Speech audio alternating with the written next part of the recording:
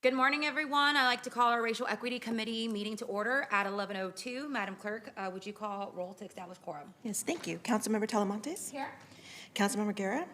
Absent. Councilmember Jennings? Here. And Chair Vang. Here. Thank you. We have a quorum. Thanks. I'll lead us in the land acknowledgement, and Vice Mayor Talamontes, would you lead us in the Pledge of Allegiance? Okay. Please rise if you are able.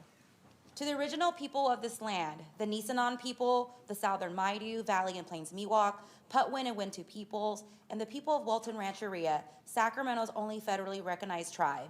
May we acknowledge and honor the Native people who came before us and still walk beside us today on these ancestral lands by choosing to gather today in the active practice of acknowledgement and appreciation for Sacramento Indigenous people, history, contributions, and lives. Thank you. Salute, pledge. I pledge allegiance to the flag of the United States of America and to the republic for which it stands, one nation, under God, indivisible, with liberty and justice for all, someday. Thank you, everyone. We have one item on consent and two on discussion. The item on consent is our Racial Equity Committee meetings. Madam Clerk, do we have any comments on the consent items? Thank you, Chair. No, we do not. Okay, great. Is there a motion on the floor? Okay, move in second. All in favor? Aye. That item passes. Next, we'll move to open public comments. Do you want to take for two? Yeah, let's actually go to two first. Okay. Okay, I think that's be fine. We'll move to discussion calendar. The next item is update on our Sacramento Center on Racial Equity Score Initiative. Who is up?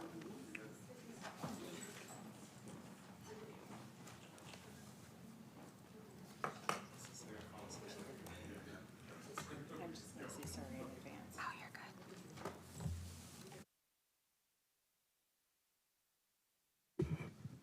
All right, we good? I'm Darnell Grisby, representing the California Urban Partnership. With me is Malachi Sekou Amen, the Executive Director of the California Urban Partnership. Today, I'm going to represent the slides that you see on the screen. Good afternoon, members of the Racial Equity Committee. Thank you for the opportunity to present today on behalf of the Sacramento Racial Equity Alliance. We're here to talk you through the journey that brought us to this moment, the community engagement, the policy work, and the recommendations we believe are essential to making the SCORE work plan a living document that delivers real outcomes for Sacramento's communities of color. All right. I want to first ground us in how we got here because this work didn't start overnight. In 2024, we co-hosted the community listening sessions across Sacramento, along with REC and city departments. The insights from these sessions directly shaped what became the Racial Equity Resolution. We attended the Race Forward Facing Race Conference in November 2024, specifically the place-based learning lab on collective governance, which deepened our understanding of how cities and communities can share power in meaningful ways. That same year, we were proud to support the unanimous passage of Resolution 2024-0354 on December 3rd, which committed the city to operationalizing racial equity across all departments. Moving into 2025, we built on that foundation. In January, REA authored the Community Partner and Accountability Strategy Report. By July, the Racial Equity Committee affirmed our recommendations. In August, we formally submitted those recommendations into the draft SCORE work plan, and we began consulting directly with the Office of Diversity and Equity on alignment. Now to where we are today. The draft SCORE work plan was completed in January. On February 24th, we co-planned and co-facilitated the Community Leaders Forum, which brought together community members from around the city to review the work plan in detail. Our advocacy at this stage is focused on three primary objectives. 1, the passage of the work plan. 2, compensation for community leadership. And 3, sustained investment in the Office of Diversity and Equity. These are not separate tasks. In fact, they are interconnected. This slide represents what we heard directly from community members during the February 24th forum. Breakout groups were organized around two guiding principles, and I want to share the key themes from the first. What is missing from the SCORE work plan? First, participants called for a clear and sustainable funding structure. Community members want to know what percentage of resources will reach communities directly, who holds and distributes the funds, and what risks come from the different fiscal models. The emphasis was that funding must be sustained through the city budget and not dependent on short-term grants that come and go. Second, language access was raised as a significant gap. The work plan does not adequately address Sacramento's linguistic diversity or ensure that communities can be informed and participate in their own languages. Third, participants call for a trauma-informed approach embedded throughout city engagement, not as a standalone training, but woven into how the city interacts with its residents. Fourth, there's a need for a stronger community accountability framework. That means defined roles for community-based organizations in oversight and clear mechanisms to ensure implementation. And finally, leadership development. Residents need training on the budget process, council meetings, agenda setting, and advocacy, so communities can, in fact, own the tools of change, which will facilitate their full engagement with the city. And finally, the second guiding question asked what the work plan does not acknowledge or adequately address, and this is where the conversation got deeper and more spirited. Participants point to structural barriers that the city itself creates, barriers that promote exclusion. There should be greater clarity on development of the consent agenda.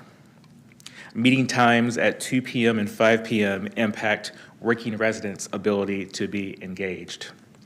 Agendas released on Thursday for Tuesday meetings leave almost no time for community response. And the absence of committee structures like rules, policy, and fiscal committees that would allow for transparency and community tracking of decisions leaves an unequal playing field for residents. Beyond process, participants called for an intersectional framework applied throughout the work plan. They raised the need for culturally responsive care across all ages, not just youth, and for the plan to explicitly address the impacts of incarceration, the need for healing, and community wellness. I also want to note that several participants acknowledge the work plan is comprehensive, but one participant made a powerful point. Historically, the city and mayor's office actively pursued contracts supporting community education and wellness. Some feel like that level of engagement would be appreciated at this time. So the question isn't just what's in the plan, it's whether there's a political will to resource it appropriately. So finally, what we need from the city. So here's where we land and what we need from this committee and the city. We recognize the reality of this $62 million budget deficit, but REA is pushing a both and strategy. The city should aggressively pursue foundation and private sector funding for this effort, while also promoting and providing a concrete multi-year financial commitment. That city commitment is what unlocks external partnership. Foundations want to see local investment that they can match. The work plan is designed to move forward without specifying clear dollar amounts. That's intentional. But we expect the city to actively help identify and unlock and secure resources externally, just as it has for prior efforts such as the Black Wealth Blueprint Grant. Budget constraints do not need to be a reason to delay implementation. And critically, we are advocating that the next budget maintains current funding levels for the Office of Diversity and Equity. ODE is in fact the infrastructure that makes this work possible. Cutting it will undermine everything that we collectively have built as a community. And finally, we also want to thank you for the time and commitment that you've already put into this issue and for the continuing partnership with the community. I'll pause there. Thank you.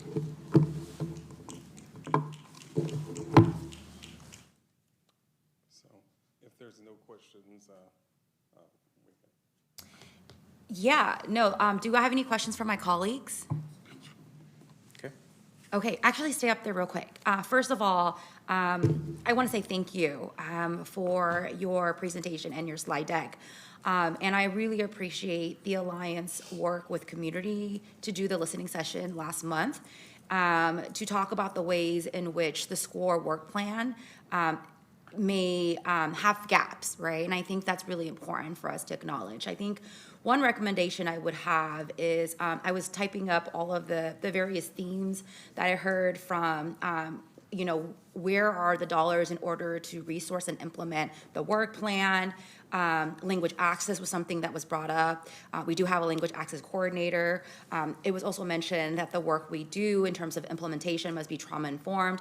And I'm wondering, because it seems like the city is doing some of this and maybe there are some gaps, if there could be a response, I think from the city end, whether that's ODE and the assistant city manager to actually respond to the learning outcomes, because what I don't want happening is that you present us these outcomes and that's it. I think that we need to take these outcomes from the community incredibly serious and respond to them of how are we going to actually incorporate what the community have asked for. And if we're not going to, and there are some budget constraints, what are the alternatives that we're going to seek in order to address that? And I think that's on us. And so that would be a direction that I would make as the chair of this committee, that we have city staff respond and work in coordination with the Alliance to actually have a response to the community, because we need to be able to respond to those learning outcomes of what community have said to us in terms of the gaps missing in the SCORE work plan. And so that would be my my recommendation, because I would also like to know, as we're in the middle of budget right now, I think it's important for city staff to also just respond to it and present what we can and can't do. And if we can't do it, don't tell me no, but tell me how, right? What are some options we have on the table? I think that's going to be really key. And so that is my direction and my comments. And I just want to say thank you, and also thank you for kind of presenting where we started and where we're at now. And those are all my comments, and I just really want to thank the Alliance for your hard work. Thank you so much. Thank you.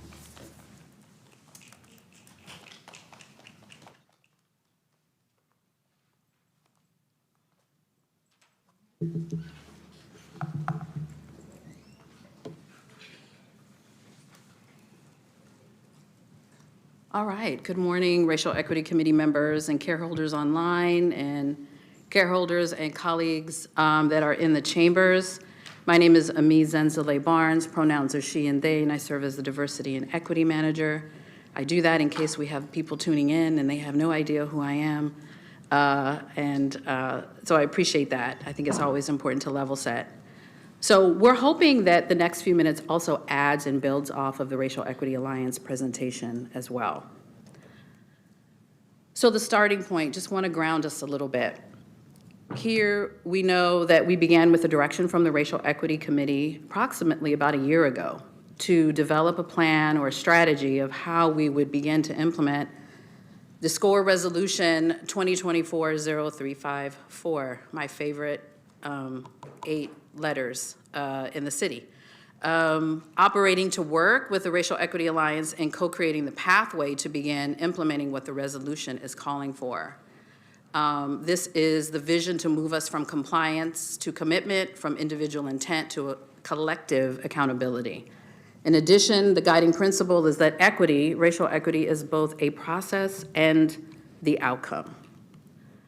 Also reminding us why this work matters. We know that we still consistently face persistent, historical and persistent racial inequities and various categories of quality of life, including housing, not to be limited to housing, homelessness, incarceration, education, and wealth, and on. We also know that this work matters because of the commitment that the city has made to implement racial equity and operationalize it as a mandate for systemic change. And the SCORE work plan is the roadmap, the pathway for that cultural transformation, as well as organizational transformation as well.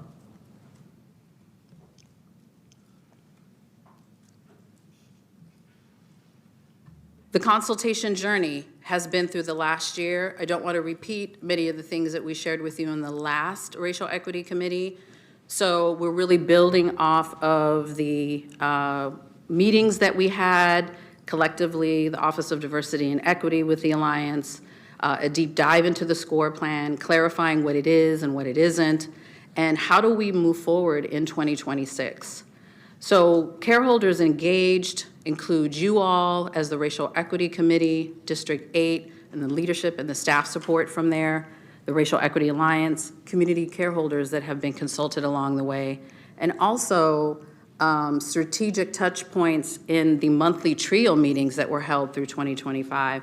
And I believe there were approximately 9 of them held in 2025, and we've already had one last month as well, and will continue through 2026. Since the last January 21st Racial Equity Committee, there has been the Community Leadership Forum. The why is to ensure that edits reflect the lived experience, the practical and tactical implementation, and to include and center careholder feedback from the community.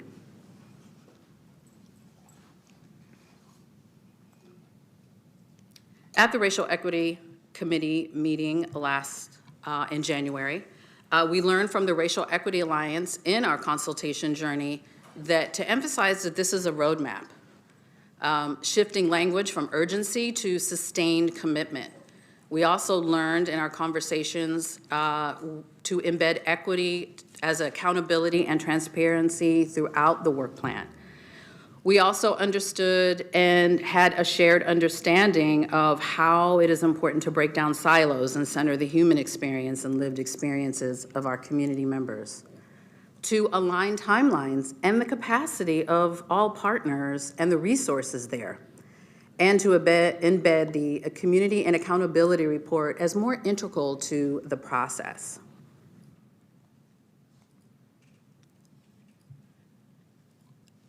In working with the Racial Equity Alliance, the updated draft of the SCORE work plan was part of the attached document, so definitely want to reference that. I'd also like to reference at this time that the Office of Diversity and Equity provided a historical timeline since the passing of the resolution for greater clarity. That was something that we heard at the last Racial Equity Committee. Key work efforts that have been happening. We will continue to update that as we are along our journey. And that we also included at the request and great suggestion from Councilmember Jennings to include a little bit more detail in the staff report as to what has been some of those key efforts in a summarized way so that you can see how things are progressing. So it's actually really great to be able to document this work and so that we can bring it and continue to add to it. It was great to work with the Racial Equity Alliance in coordinating and preparing facilitation for the Community Leader Forum, and of course, the successful implementation of the Community Leader Forum. Also from the January 21st Racial Equity Committee, you will see in the SCORE work plan strategy draft that we adjusted and really great feedback from the Racial Alliance about matching strategy with tactics for greater accountability and greater specificity. So you see that the phases were adjusted a little bit to include some of those overarching strategies, which you see here on the slide. So there is a little bit different, but the pacing is still very much the same. I also want to reiterate to you all, very dynamic and very iterative. This work plan is not meant to be static. It will change over time. But wanted to kind of highlight that because that was a really great shift, I think, that improved the document and the plan for the team or collective that will be helping to move the work forward. The community leader review, this is kind of a snapshot of what the agenda looked like, the outcomes, and the guiding questions as referenced earlier from the Racial Equity Alliance. So this was, I really want to acknowledge the Racial Equity Alliance and how they framed the information for such a heavy document. That work plan is hefty, it's complex, there's a lot of moving pieces, there's timelines, there's definitions. Really appreciate how they framed the document for community leaders, how it was presented, also how they framed and focused the input that was needed in order to focus in that very limited time, and also connecting the work to partnership, to co-creation. So really appreciated how the Racial Equity Alliance framed and coordinated and grounded that particular meeting. The Community Leader Forum on the 21st, here's some of the feedback in addition to what the Racial Equity Alliance just shared in the previous presentation. We heard from community care holders the clear funding structure, and you heard that detail, defined community accountability framework and meaningful compensated participation. We definitely highlighted that that needs to be an ongoing conversation with city leadership. What does that look like, how it's defined? Training residents for civic engagement and advocacy, addressing structural barriers, language access, intersectionality, meeting times, transparency, need for relationship and trust building with new local administration. And that's mayor's office, that's new city manager, and so I think that's the opportunity that's before us in 2026. Recognition of community expertise and the need for ongoing outreach and collaboration. The questions that we raised that we heard as well, again, in addition to what the Alliance provided, is where's the funding and how will it be allocated or sustained? How do community organizations fit into the work plan? This was a really powerful experience in the small group that I was in, that it was really highlighted that it's important for us to make the connection for community groups, how they see themselves in the plan. How can their mission and purpose help advance the work? And so it was a really thoughtful and generative question that I feel is really important for us to explore moving forward. How will long-term resourcing and infrastructure be ensured? Key considerations. Where is the funding? How will it be allocated or sustained? Continue to see a pattern here. How do community, that looks like there's a duplicate slide, my apologies. How do you see yourself in the work plan? What is the best way to engage your work role in the SCORE work plan? I really want to say, again, from the small group that I was in, really want to acknowledge these really insightful questions that were lifted up by Kao Yi, who was facilitating our small group. And I think this is a question that all of us could answer for ourselves and then bring to the group. How do you see yourself, your role, your function, your authority in the work plan? Where do you see your particular role and function? And what is the best way that we can engage your role, function, and authority in advancing the work plan? Thought those were really great questions that we need to build into our conversations moving forward and maybe explore collectively. Thought those were great questions and really appreciated Kao Yi lifting those up in that time. Key considerations in approving the work plan. These are really important. Clarity on the SCORE work plan, what it is, what it's not. Importance of setting clear goals and defined actions for strategy and accountability. Acknowledge that the work plan may shift, and it will shift based on what emerges and what is going to be an iterative strategy. Resourcing, community decision and participation moving forward and what that process looks like, and grounded in our sustained commitment to partner and co-create. So the recommendation before you, I really appreciated the Alliance starting off with the both and.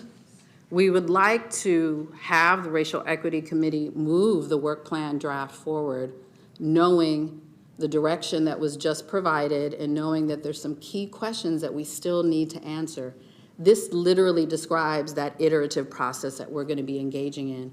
But we need something, we need a document to move us forward so that we can focus on those key consideration, answer some of those strategies, and know that, again, this document is going to unfold with the co-creation with our office, with you, city leadership, community care holders, and the Alliance, and other council members and their staff. So we hope that's something that you feel comfortable doing, and we're happy to answer any questions. Thank you. Thank you, Ami. Do we have any questions from my colleagues?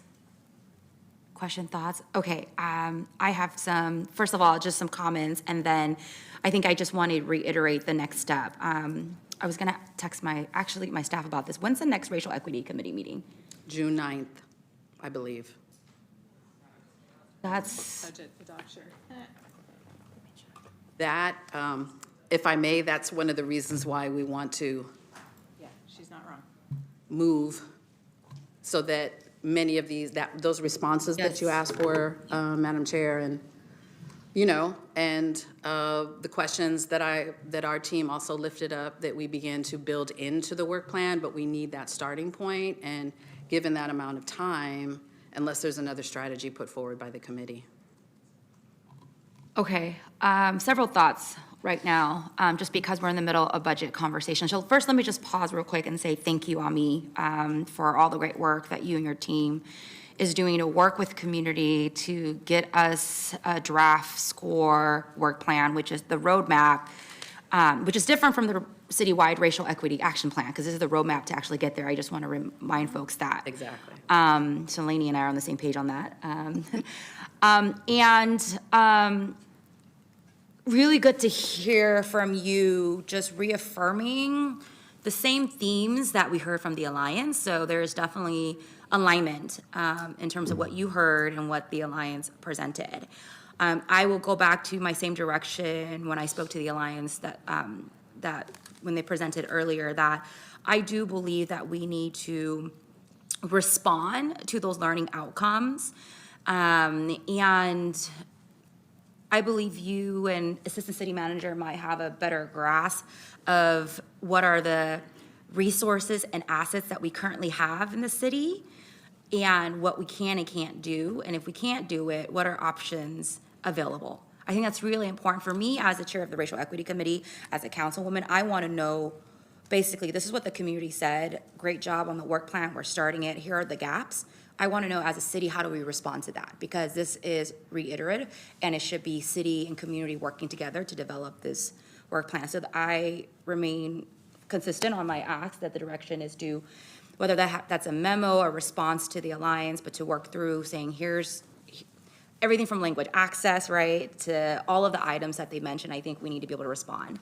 The other part that I'm grappling with right now is this draft still needs to come to the committee to be approved.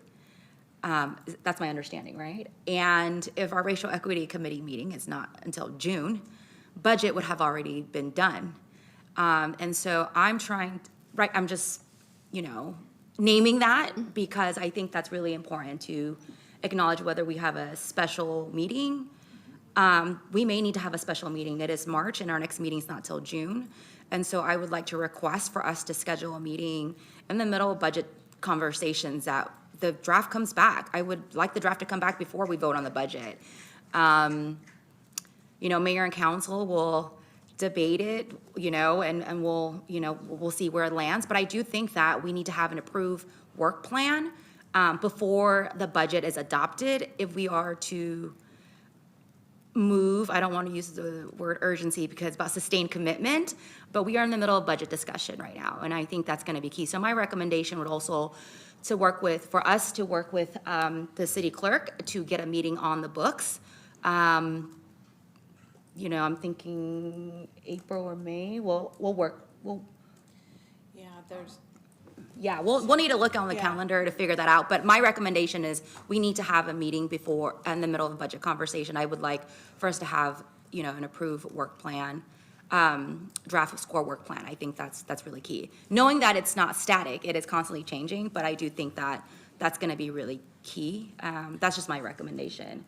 I'm seeing. Brooke's gonna drive that, but 100% behind. Okay, great. So assistant manager is in alignment with that, so I think that's great. So those are my recommendation, just because the community has done a lot of this great work, and we at the city have to hold ourselves accountable in terms of how do we move this along that is true to community.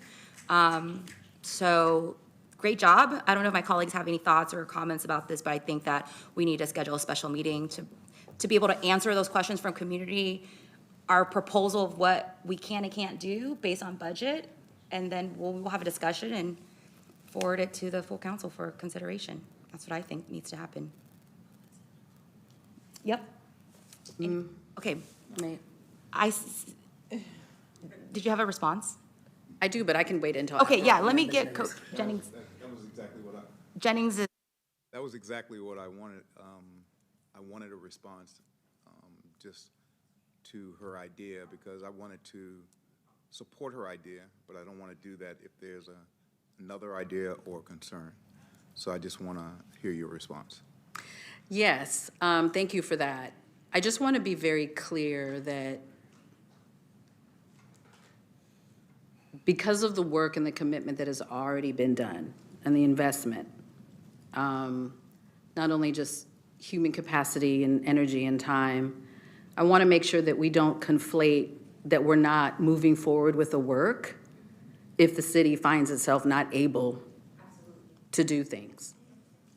Because there are a lot of things that we can do without necessarily having it be a budget, but there could be a commitment, right? I know you all know the budget better than I do, but I just want to make sure that the work doesn't stop because there may be a lot of no's and still questions, right? And the commitment to do what we can and have it be this level setting of what our office can do, what the Alliance can do, what we can do together, how can we bring, because right now we're still in this, we don't have a plan, so I feel that it's difficult for us to move forward with some of the work that is in there that, to me, doesn't necessarily require a budget. It's more of how do we create that agreement and understand each other's capacity and resources to move some of those things forward. Like, for example, you're going to hear in the next agenda item, the wonderful blueprint from disparity to prosperity. You're going to see that there could be work in the city that could be already leveraged, that we can connect to. This is just, my thoughts around that. So I'm for it. I just want us to be very clear that we're not conflating, because of budgetary restrictions and limitations, that racial equity and equity work doesn't stop. And that we are lifting up the both and strategy until we are, or the city is in a better position to do any kind of strategic development. So that's really my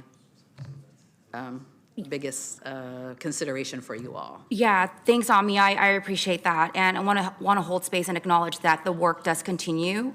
That the work does continue, but I see here that the recommendation is to approve the SCORE work plan draft with key consideration informing next iteration, right? Right. And so we do have a draft then, a work plan draft. Yes. Yes. And that was with great input from the Alliance. Absolutely. Because of timing with the Community Leader Forum, I think what you're calling for in terms of those responses. And Yes. what are the potential strategies and what are the potential investments, that's the next reiteration. Yes. But it's something that we have. But again, I know you all must feel comfortable with the draft as well. Yeah. But we do have a responsibility to address the questions that both of our teams lifted up, Okay. in terms of language access. That would, that would definitely be something that I would want to consult with our language access coordinator, the community engagement team, economic development, to see where the bandwidth and capacity is. They are a one-person show, and I know how that is. So there's just a lot of those nuances, but it kind of gives us a focus of how we can move forward to respond, but we have something that we're working with. Yeah, that's That you great. feel confident that can move forward. That's great. I just spoke to Assistant City Manager that the item is not a voting item for us to approve, so we will have to do a special meeting to bring Oh, it okay. back. So I just want to clarify that. That said, though, I absolutely do believe that when we bring the SCORE work plan draft back for a vote, I would like a response from the city, from Assistant City Manager and ODE's office to respond to the learning community outcomes. I think that's going to be really critical in my decision of like voting on it, and do we need to like make adjustment accordingly? And that should happen. We'll figure that out with city clerk, but I'm thinking April or May, but yeah. Okay. So, but does that, It does. it does? Okay, It I want to does. make sure, because I know Absolutely. Councilmember Jennings asked as well, like, does that make sense? I want to make sure that the direction I provide is, that it's possible, right? Like, I don't want to constrain city staff or the alliance. I want to make sure that that direction makes sense. Yes, and then the other piece I just want to just pin as well is that from the alliance and from your presentation, I also heard about community capacity and building community capacity on understanding city processes and budget. And I'm thinking about our NDAT team. I'm thinking about, I'm looking at, but like there are infrastructure in place within our city, staff that does really great work. And so that's the reason why that response memo is going to be key, because it's like, how are we partnering as city and community to do this work together, right? And so I just wanted to pin that as I'm thinking about all the things that the community laid out in terms of the outcome. So that's my direction, is that we schedule a special meeting, make sure we bring this back item for a vote, but that the city has a response, a realistic response to what the community is asking for, what we can and can't do, and other options on the table. I think that would be important. Yeah. If I can, Chair, just to add on to that, I think it's in both of our best interests to schedule that meeting as soon as possible. So I would not want to wait until April or late April or May. We are in March 3rd, I think the date is. And the earlier we can get that doing, so the earlier that we can get that going and we can figure that out, that's my whole point. I think it's better for everyone. I heard that there's some work that we could be doing right now while we're waiting on the plan. So at this meeting, we can be clear on what that work is that we can be doing while we're going through this process. And so I just want to make sure we emphasize sooner is better for everyone involved. So I just want to move that forward. That sounds great. We'll work with the city clerk. Assistant city manager just gave me the calendar for the year. So it looks like we may have maybe early April, but I want to make sure we work with the city clerk to make sure that we can get it in. But I hear you on that urgency, Councilmember Jennings, and we'll do our best to get that calendar in. Vice Mayor Talamantes. Thank you, Chair. I sit on the Personnel Committee, and, we have a lot of work plans that come through the various boards and commissions that we have, and a lot of them are requests for additional funding, additional resources. And obviously, we're having like a big budget deficit. So the conversation as we move forward should be, what are we cutting? Because we can't add on capacity for a lot of these commissions and, requests that come in. So it's what can you keep? Right, is kind of the frame of how we should be framing the conversation as things come forward. Like, let's keep the staff on board and keep it as is, and also see what we can do, like Ami said, without dollars. Like, we need to stay committed to the issue, but also being realistic with the fact that we have a budget deficit, but also saying, what can we do that doesn't require additional dollars? And ultimately, I think that's the question that we have to pose ourselves as city staff and as us here on the dais and the community leaders. It's what can we do with the resources that we currently have now to uphold our commitment to racial equity? And that's something that, as it comes back for further discussion, that we have to really consider. Thank you, Vice Mayor Talamantes. Yes, I'm looking forward to the meeting that we're going to schedule, the special meeting we're going to schedule to have a conversation about that. I think it is no secret that we are facing a budget deficit and that there are going to be some tough decisions made.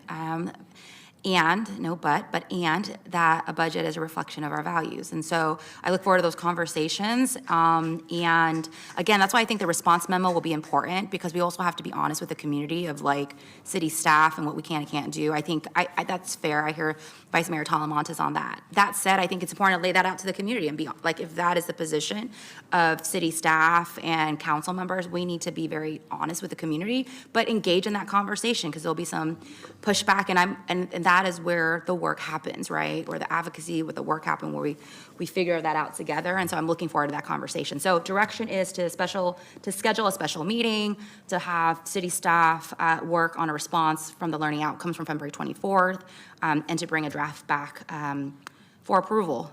So is that clear? Is that good? Yes. Okay, great. Awesome. Thank you so much. And then we have comments on this item? Thank you, Chair. We have 3 speakers. Can I have Lambert, please? And after Lambert, Cao Yi Tao. And the final speaker will be Henry Harry.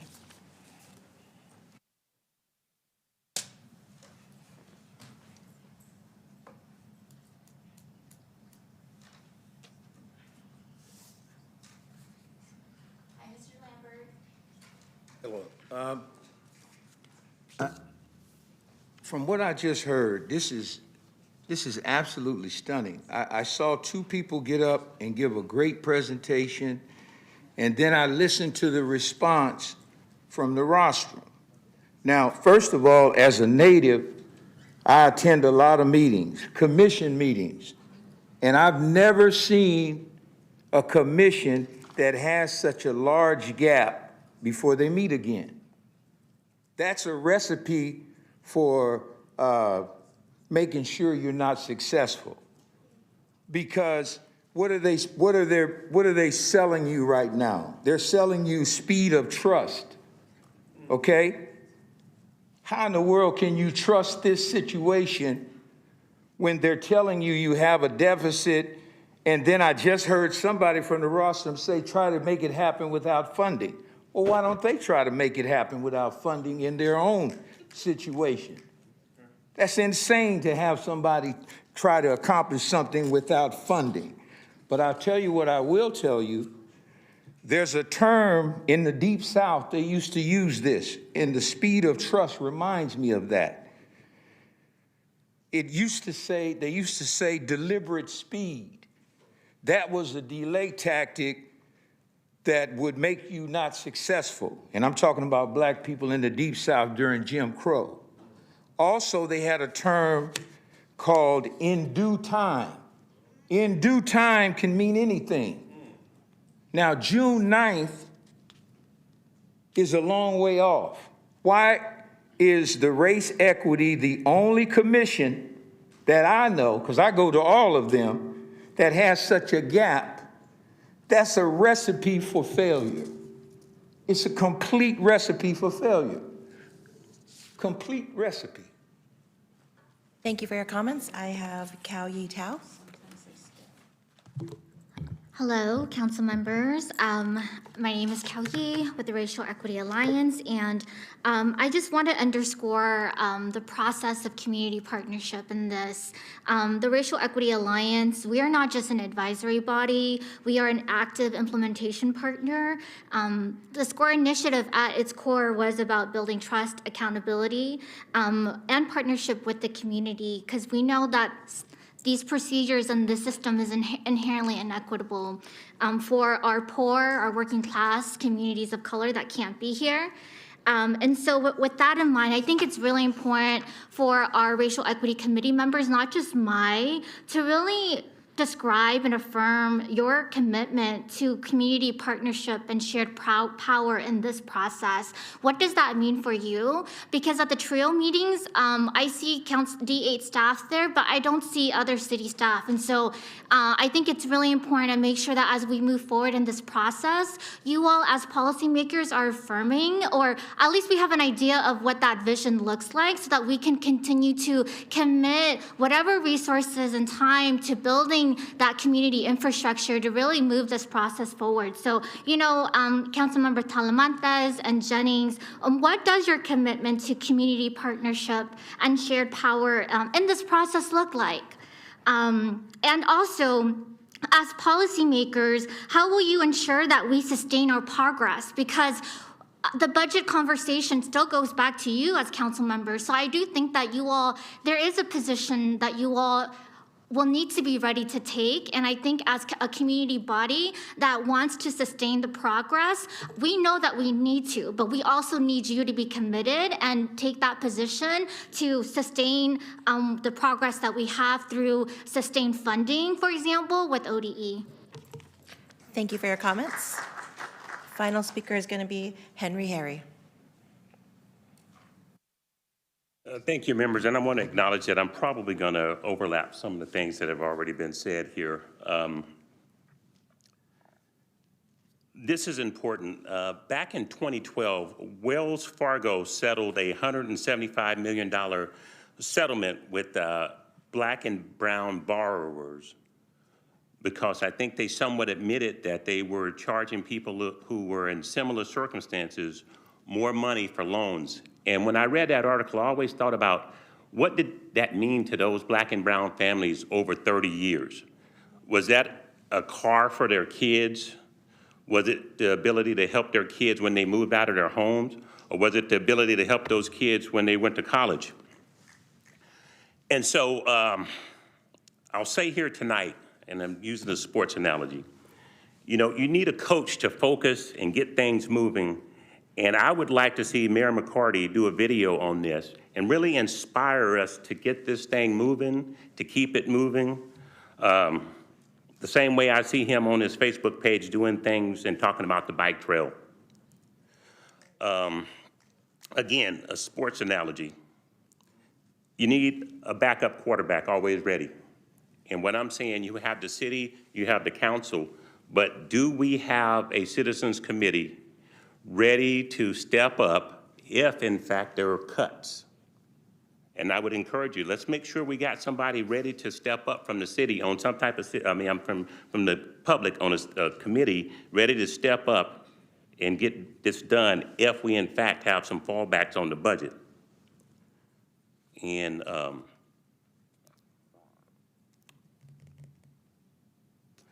going to leave it there. But one more thing. Wells Fargo also settled a thing in 2025 because they were running sham interviews with minority candidates. Thank you for your comments. Chair, I have no more speakers. Thank you so much. We'll move to item 3, update on City Start Initiative and next steps. This is a voting item to pass a motion to the full council, so.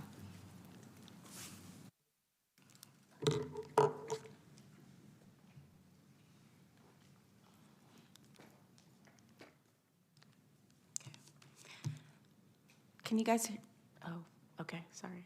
Hi, good morning, Racial Equity Committee, everyone online and in the chambers. My name is Ari Green, and I'm a Community Engagement Analyst in the Office of Innovation and Economic Development.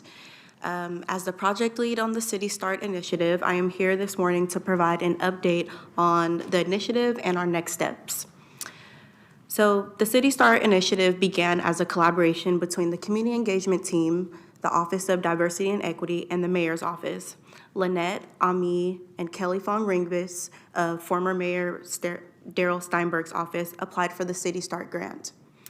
In April 2023, Cities for Financial Empowerment, or CFE Fund, awarded Sacramento a $75,000 grant to develop and implement strategies that address historical disadvantages in Sacramento's Black wealth gap.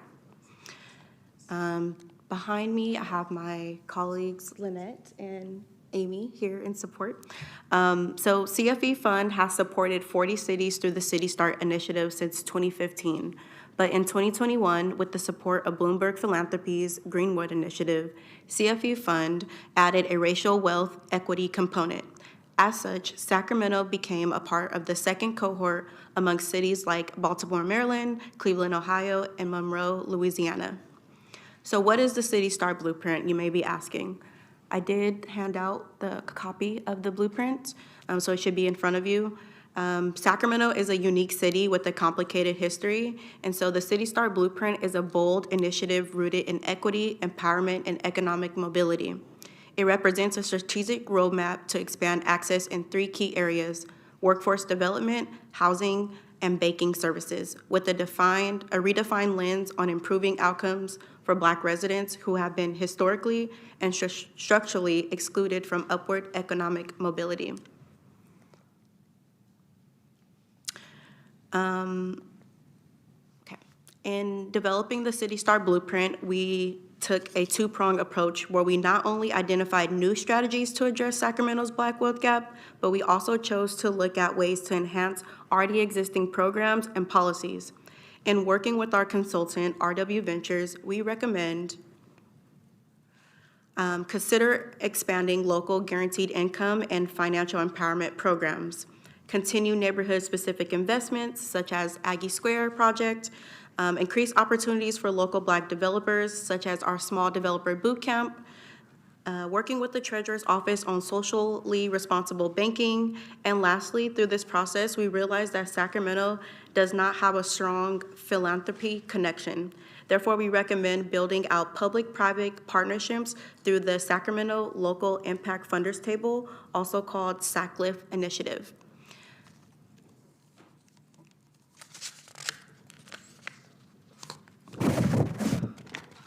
After finalizing the blueprint, we celebrated its release in May 2025 at a Black-owned business in collaboration with a local Black nonprofit, Universal, for catering, which teaches Black youth culinary skills, and hired a local Black band for entertainment, and of course, a performance by Grant High School's band. Are we allowed to play a small clip so you guys could see a small version of the release? It's this video right here. It's hyperlinked.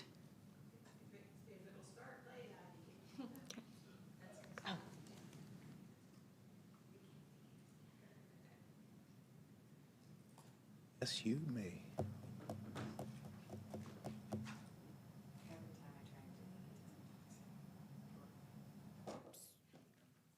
Okay, sorry.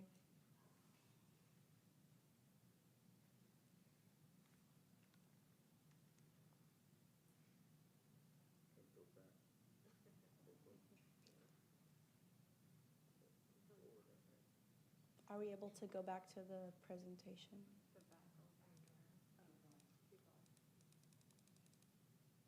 Oh, there it goes.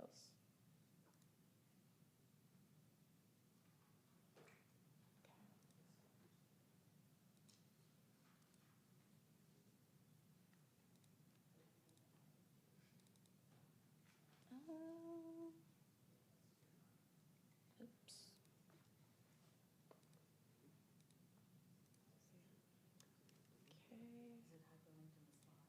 It's hyperlinked in the video of the picture. Okay, I don't want to hold up the meeting, so I will pause. Yes, you can visit our YouTube, SAC Vibes, and you can see the release of the blueprint. We had a great time. So we are quickly approaching a year since its release, and we are keeping momentum by continuing conversations with financial partners and expanding our philanthropic ventures, further aligning with Financial Empowerment City initiatives, and we are gearing up for the March 2026 kickoff of SACLIF, led by my colleague, Amy Williamson. We are continuing to work with the city treasurer to develop community-centered banking criterion. And lastly, we are in the process of creating an event that allows our local high school youth to further engage with the blueprint. We have partnered with SAC Unified and Twin Rivers to host local students for a day with the goal of teaching them about home ownership, workforce development, and banking access. To close us out, I leave you with our lessons learned. Throughout this process, it became very clear that we needed to develop alternative methods and language to conducting this work due to the limitations of Prop 209, especially under the current federal administration. It's also important to note that this work would not have been possible if it were not funded by CFE Fund due to Prop 209. We also learned that, plainly speaking, there is a serious need for foundational skills that prepare and to train our residents from historically disadvantaged neighborhood and Sacramento's leading workforce areas. And finally, an overall need to address the racial wealth gap. If I could call everyone's attention to the last page of the City Star Blueprint, there is a diagram titled Boost and Blocks to Building Wealth. And this graph highlights the federal, state, and local policies that contributed to the wealth accumulation of white people, but stymied or blocked economic opportunities for Black and brown communities. So our ask here today is for the Racial Equity Committee and Council to review the blueprint report and to pass a motion forwarding the City Star Blueprint as an update on the status of this work.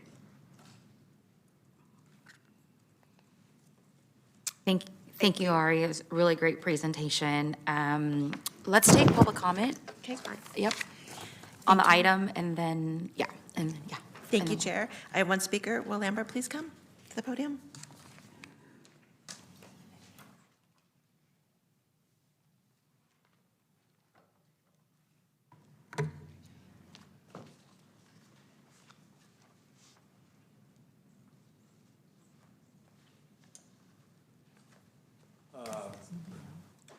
Very proud of a Pacerette. That's a Grant Pacer that speaks like that. People who come from where we come from, we come to you with actual facts. And we don't, I can't speak for her, but I'm speaking for me. I don't really care. I'm not trying to be popular. That's not something I'm about. And I want to remind everybody in here that before Donald Trump came to office, there was resistance to DIE in City Hall. There was resistance before he got there. They're trying to blame everything on him, but there was resistance, well documented, because during core meetings, or during these meetings, it was confirmed that certain people that were on the staff were supposed to take these courses. It was just to take a course, and they resisted it. And I put the light on it. Because why would you resist a course unless you're resistant to DIE? This situation, when I hear the word blueprint, I have a blueprint too. And when you draw up a blueprint, you have to implement it and you have to fund it. No blueprint for building a house. You cannot build a house without funding. You could have the best blueprint, you could have the best presentation, you could have the best graphs, the best score, everything. But without funding, it's not gonna succeed. Anything you do, you must have funding. If you take listen at how they're reacting to a budget deficit. Funding is crucial to anything. I own a cheesecake business. My family would run me out of town if I came home talking about a 5-year projected deficit. Thank you for your comments, Chair. I have no more speakers. Thank you so much. I have Councilmember Jennings in the queue. I want to make sure that, thank you. I want to make sure that I acknowledge the work that's been done on this and the incredible work. I haven't had a chance to read through the entire report, but from what I've read, I'm just very impressed with the opportunity that we have in front of us. And so with that said, I think what we should be doing today is to submit this to the entire City Council in order to be able to approve this work and let it go forward. And so I want to make that motion because I want to take this work seriously and I want to move it forward. We have that opportunity and I want to do so because of the great work that's been done so far. So congratulations, and I'd like to move this forward to the full City Council. I'll second. That's great. So we have a motion and a second, and I just wanted to take this moment to thank Ari, Amy, and Lynette, and the entire team, just for your incredible work. Everyone. Yes, everyone on the team. Thank you, and Ami, everyone who worked so hard to basically center this in the work that we do here at the City of Sacramento, right?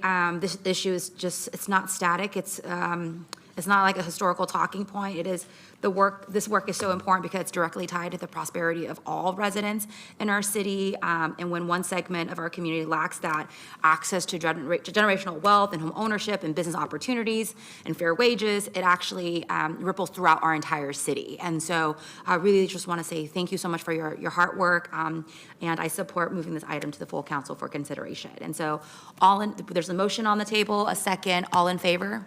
Aye. Okay, that item passes. Great job. Thank you so much. Thank you so much.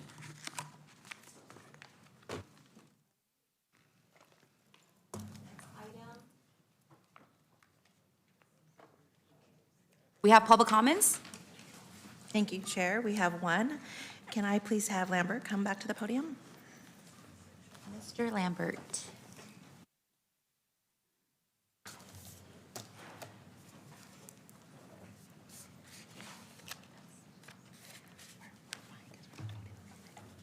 Okay, good luck.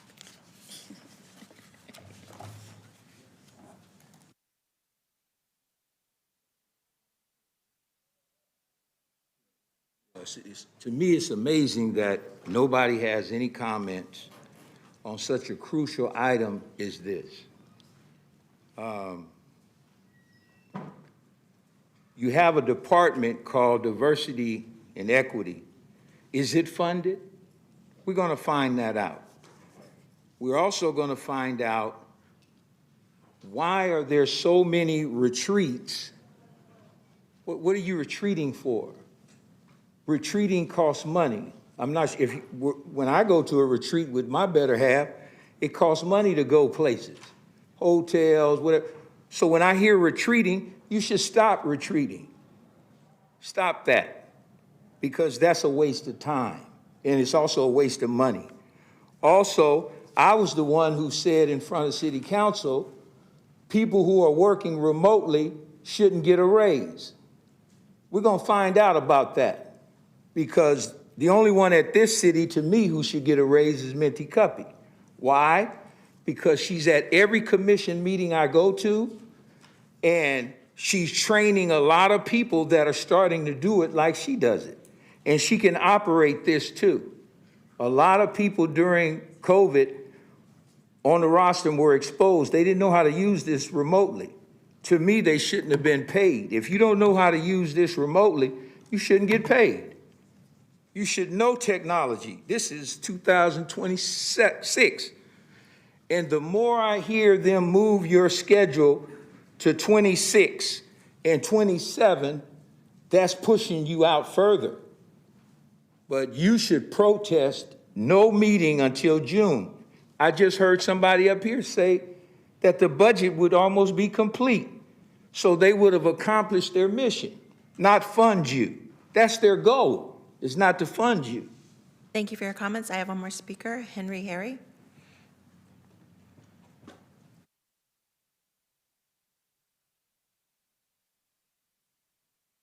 Thank you, members, and thank you for your generosity in letting me speak. I hope that this information will be received the way I intended, and that it might be something for you to think about and hopefully use. Without a strong foundation, people feeling safe, a city has failed at one of its core missions. The challenge of rebuilding law enforcement to adequate staffing levels will be with us beyond the next decade. We must act with new and creative approaches to put policing boots on the ground. And that's why I have a plan to train and hire Level 2 Reserve police officers, and it's critically important. Another point, each year this council gives us a either-or scenario. Either fund the police or fund other programs. And I think we need to move beyond that. I'd like to see us implement some type of plan that has non-conflicting police funding as a permanent stream. Plus, I'd encourage this council to understand and stop using harmful language about police overtime. Officers working long hours of overtime is just the nature of the job. And it comes with the way we run the city when we don't have enough officers, so officers have to work overtime to meet that need. So I hope that at some point we can let the citizens decide how they want to fund and grow their police department. And I think it's although we have these challenges, it's an exciting time to want to fix those challenges. Thank you. Thank you for your comments, Chair. I have no more speakers. Thank you so much. Thank you everyone who attended today's meeting. Our meeting is now adjourned at 12:06. Thank you so much.